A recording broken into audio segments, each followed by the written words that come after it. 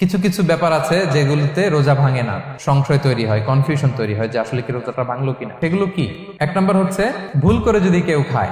দুই নাম্বার হচ্ছে এটা বিবাহিতদের জন্য, বিবাহিতরা ফিজিক্যাল ইন্টারকোর্স যদি করে দেহ থেকে সিমেন আউট হলে রোজা ভেঙে যায়, কিন্তু স্বাভাবিক মেলামেশাতে রোজা ভাঙে না। তিন নাম্বার ওয়েট ড্রিম, বাংলায় বলে স্বপ্ন দোষ।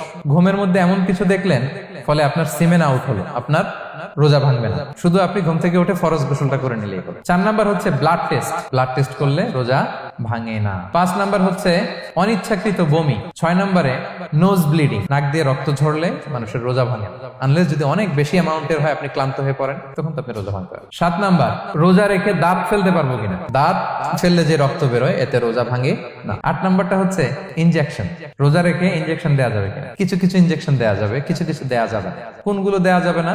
এনার্জেটিক ইনজেকশন দেওয়া যাবে না, যে ইনজেকশনে ফুড সাপ্লিমেন্টারি আছে, যেটার মধ্যে নিউট্রিশন ভ্যালু আছে, এই ইনজেকশন গুলো দেওয়া যাবে না। কিন্তু পেইন কিলার যে ইনজেকশন গুলো আছে এটা দিতে পারবেন। অ্যান্টিবায়োটিক ইনজেকশন দিতে পারবেন, অ্যানেস্থেটিক ইনজেকশন দিতে পারবেন, এই জাতীয় মেডিকেশন ইনজেকশন গুলো দিতে পারবেন। নয় নম্বরে কিছু কমন ব্যাপার আছে, এর মধ্যে এক নম্বর হচ্ছে টুথপেস্ট। রোজা রেখে টুথপেস্ট দিয়ে ব্রাশ করা যাবে কিনা? যাবে, কিন্তু না করাই ভালো। আই ড্রপ দেওয়া যাবে। এরপরে ডায়াবেটিক পেশেন্ট যারা আছে তারা ইনসুলিন দিতে পারবেন, এত রোজা ভাঙে।